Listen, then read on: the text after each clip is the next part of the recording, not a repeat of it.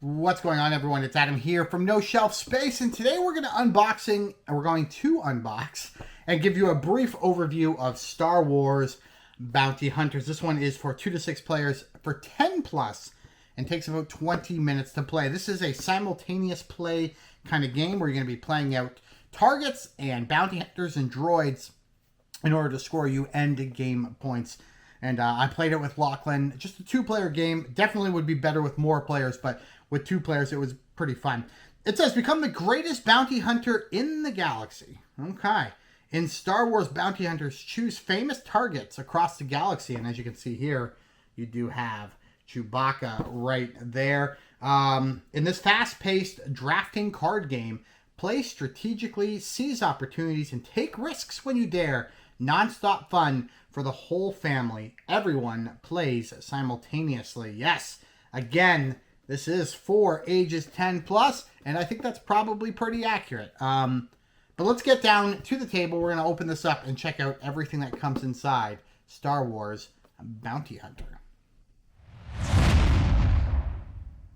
Okay, so let's get this puppy open. There we go. We got the front of the box right there. Again, 2 to 6 players, 10 plus. About 20 minutes for Star Wars Bounty Hunters.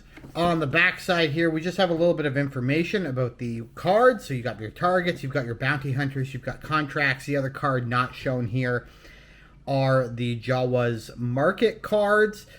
This is a language independent game. All the cards just have numbers on them, and so you're going to find it in English, French, and Spanish there on the box. And that actually brings me to the very first thing I was concerned about. So I opened the box and I took out this very colorful rule book, and I said, holy cow, that is a thick rule book for what is essentially couple decks of cards. But, and we'll show you this, we always show the rule book first. Here's the rule book. So the rules are actually just 1, 2, 3, 4, 5, 6, 7, 8, 9, 10, 11. So there's 11 pages of rules, but you could take out this introductory game page. You don't really need the example scoring. That doesn't really count as rules in my opinion. The setup is all on its own. So you've got about, 4 or 5 pages worth of rules for this game. But then again, it has the rules in French and it has the rules in Spanish. So that is why the rule book is so thick. I do enjoy when they put like 3 different rule books in the box so I can just toss the ones I don't need. But like this makes sense from a production standpoint, and honestly, saving some paper, it makes sense as well. So there's your rule book. The game also comes with a score pad. Now, I played a game with Lachlan last night, and you'll see some footage of that a little bit later. But I played a game with Lachlan last night, and I didn't really need to use this, but it is handy, especially if you're playing with younger people. It's handy, or if you're playing with a lot of people, I guess, as well. It might be handy to use this included score pad. And are they double-sided? They are not. This still baffles me about games. Print these double-sided. Why not?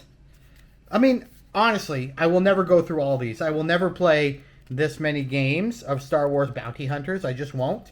I'll play probably a dozen, maybe a dozen and a half, before either I get rid of it or, it's 4 years from now and I've played a dozen and a half games of Star Wars Bounty Hunters. But this just, I don't understand. Printed on both sides. And then we also have just a ton of little cardboard credits. Now, these punched out very nicely, but they are, in terms of when you're talking about cardboard chits, these are very, very thin. And they will bend and stuff like that. But you have a whole bunch of credits. And then the box insert is just a spot for the credits here. You put your score pad here, and then all the cards will fit here on this side. I don't think you really need to sleeve the cards, or even put them in a baggie. But if you wanted to, you definitely could. All right, the decks of cards are going to be broken down into 4 different piles, and I'll kind of explain each one. I'll also give just a brief overview. So you have the Jawa market cards right here. You have the Bounty Hunter cards right there, and I need to just pick these up. We're going to have these. I'll talk about these in a moment. I'll put those right there. You'll have a turn order card, and you just have one of these cards, which again I think is kind of weird, but whoever's kind of the you can set yourself a game master if people don't know how to play, who will walk everybody through all the steps because it is a simultaneous play. Then you have your target cards right here, and then you have contracts right there. I'll just go through each card. So here we go. We have an example of a target card. So that's how many points the target card is going to be worth at the end of the game. That's any special bonus you get when you complete the target or when you capture the target. So in this case, you would gain a free contract card. And then on the side here, you have that character's defense. So they have 1 green defense, 1 blue defense, and 3 orange defense. This is the Jawa market. There are 2 different kinds of cards in the Jawa market. There are crates right here. And when you get a crate, you can place it sideways in your play area. And then when you spend the credit amount, which this one's 0, so I don't know why you would do this, but when you spend the credit, that's the cost right there. See this one here, to play this card does not cost you anything. To play this one is going to cost you 2 credits, and this will be worth no points at the end of the game. But there are contract cards that you want crates for, so this might matter. But here's an example where you're going to pay 3 credits. You're going to get 2 crates, but you're also going to get 5 points at the end of the game. And then you also have droids, and droids also will cost right there in the top corner, and they give you some attack value. So this has an attack value of 3 and a defense or a blue value of 0 and an orange value of 0. And I'll explain to you why these matter a little bit later in the video. Then you also have your bounty hunter cards right here. So this one gives you -3 points at the end of the game, gives you no green attack, 2 blue attack, 2 orange attack. And like with the droids and with the targets, there just are a lot of different bounty hunters that you can choose from. You might recognize there's Cad Bane. You might recognize some of these from the movies, from the shows, from the cartoons. But there we go, there's a whole bunch. And then I will show quickly again the target deck, because I didn't do this before, but with the target deck, there's Chewie. There's a lot of characters in the target deck as well. You got Han, you've got the Child. So there you go, lots of characters in the target deck. And then this one has the crates, but it also has droids. You got C-3PO there. You got a little BB unit right there. An R2 unit. There you go. So quite a few. That might actually not be C-3PO. That wouldn't actually make sense. No, C-3PO is gold. That's not C-3PO. I'm just stupid. And then you have these here, which are contract cards. I won't get into these too much, but they're essentially end-of-game scoring cards. If you have certain cards in your deck, you get bonus points. So if you had this one in your deck, you'd get a point. If you had that in your capture deck, you'd get, or if you had this in your deck with that, you'd get a point. And then if you had them both, you'd get 2 points. So these are just contract cards. All right, the way the game works, and this is just going to be a very, very quick overview, is when you start the game, you're going to get, and I'm just going to push these up, you're going to get a hand of 4 cards, 1 of each. You can play a first game without contracts, in which case you get 2 bounty hunters, 1 Jawa, 1 target. But we're going to play this way, the regular way. You're going to get 1 of each card. And so will every other player. So if I'm sitting down here, if this is my starting hand, this could have been Lachlan's starting hand. And these will all be face down, not face up. And just for, you know, the purpose of planning and stuff, you do have these little cards right here, which essentially tell you a bunch of different things for when you're playing the game. So there you go.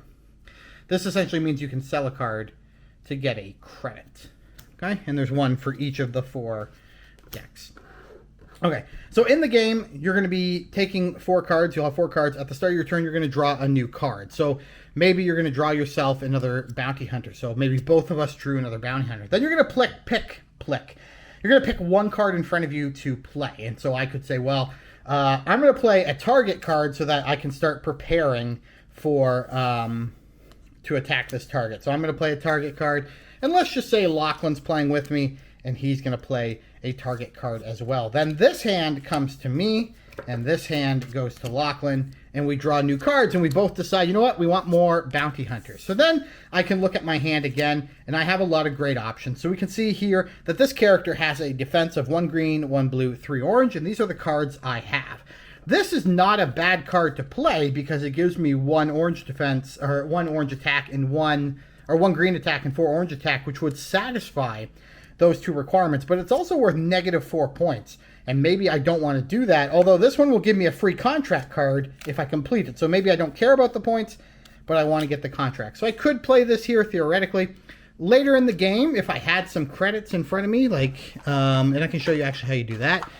Later in a future turn, I could, draw my cards, and I would have 5 in my hand. I'm going to keep this one here for now. I have 5 in my hand. I could say, okay, I'm going to discard this card here, and I'm gonna take a credit for that card. So now I have a credit to spend. On a future turn, I could take this droid, which costs 1 credit, so I would turn 1 credit to the supply, and then I could add the droid, and as you can see, the droid doesn't lose you points. So bounty hunters will lose you points when you play them, but droids do not. They do cost, but they don't lose you points. So this now is complete, as you can see here. I've got 1 green, I've actually got 2, but it doesn't matter. I've got 1 blue, and I've got 4 orange, and so this contract is complete. So at the end of the game, based on these numbers, I would get 2 points, because 6 minus 4 is 2. But right now, I would get to draw and place in front of me a contract card, just like that.